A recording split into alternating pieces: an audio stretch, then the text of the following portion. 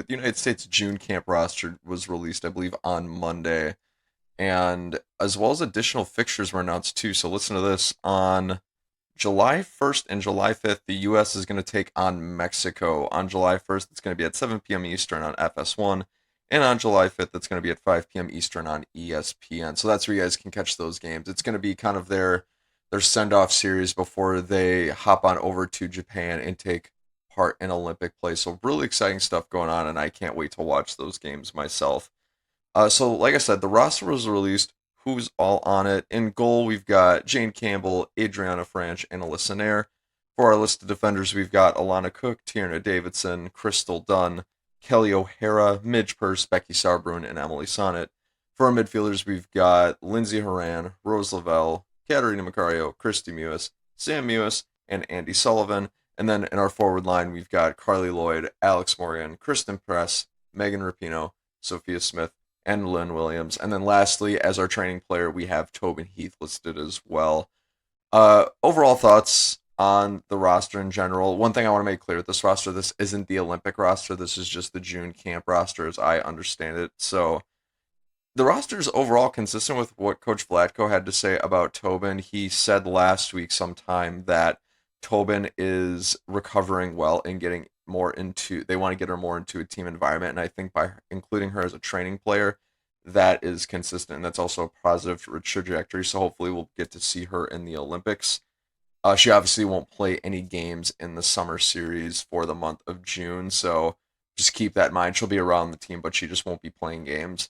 Not really a whole ton of surprises for me on this list overall. In fact, I barely have really anything to say about this list. I fully expected most of the players on here to be in here, especially given Julia Ertz's injury as well. I didn't expect to see her in this list because she's recovering from her MCL sprain. So hopefully we'll see her in the Olympics going forward. I think we will, but time will tell.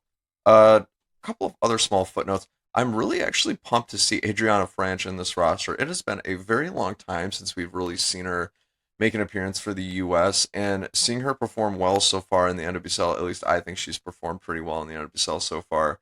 And seeing her get a call up to camp, I don't think it really means a ton overall, but it's just really good to see a player who's had a history with the U.S. women's national team make more call ups with the U.S. women's national team. So I'm really pumped for her. That's a really good personal achievement, and I hope that she succeeds kind of going forward. Also, really hyped to see Sophia Smith in this roster. I don't think it really means a ton for the Olympics because I don't think Sophia Smith is going to be in the Olympic roster. I would be shocked if she was picked, put it that way, but she's the future nonetheless, and the more call-ups and camps that she can get into, the better because it's going to grow and develop her as a player. Plus, I think she's also had a pretty strong start to the NWSL season. I think she's second in shots on goal, so it shows her aggression in play and her getting a lot of great chances. So hopefully she can bring that creativity to the U.S. in the future. I am looking forward to watching her this summer and then NWSL while the Olympics is going on because I think she's going to have a monster season. So something to keep in mind and stay tuned for on that front. And one thing I want to talk about real quick, I got a question in the middle of the week. I've addressed it in a previous video. Shout out to Savage Cut on TikTok for this question. But it was surrounding Casey Krueger, or Casey Short, as some of you might know her as, and why she didn't get a call at this particular camp. And for me, it begged actually a larger question. This is where my mind went to. And it begged a larger question as to why Casey Krueger hasn't really gotten a ton of call ups throughout her career, or a lot of appearances, I should say. I think she's made only 33 appearances for the U.S. throughout the course of her career. And I, I'm going to say this about Casey Krueger. So I don't think Casey Krueger is really a world class fullback. I think Casey Krueger is a great fullback. I just don't think she's quite in that tier of being among the world's best. But I think she could have a lot of success with the U.S. Women's national team overall.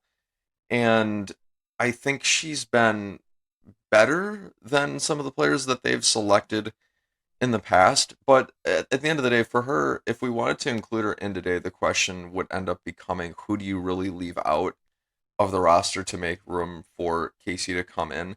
And for me, and I think for a lot of fans, my mind naturally goes to comparing her with Emily Sonnet because they are the two players who are in the most similar situations. They've been in the league for a while. They've made U.S. Women's national team appearances for a long time. The one thing I will say is that I think Casey Krueger is overall a smarter player than Emily Sonnet. I think she's proven that she's got a little bit more poise, a little bit more calm, cool, collectedness in the decision making. Overall, just a better decision maker. I think that's a good way I can chalk it up to.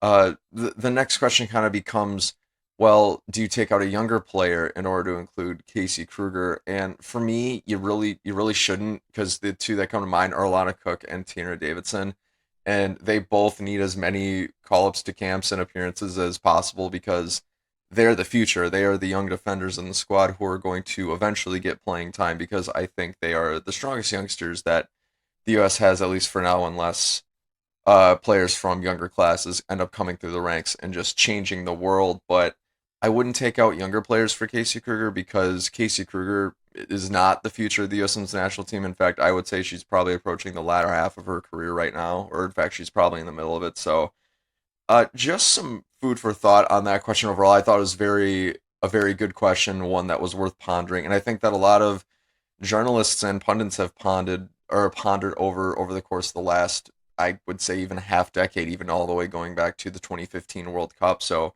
really good question. I really appreciate it, Savage. So if you guys have thoughts on that, feel free to drop them down in the comments below as usual, and we can talk about it more there. But how do you guys feel about the roster? Also, feel free to comment down below as well.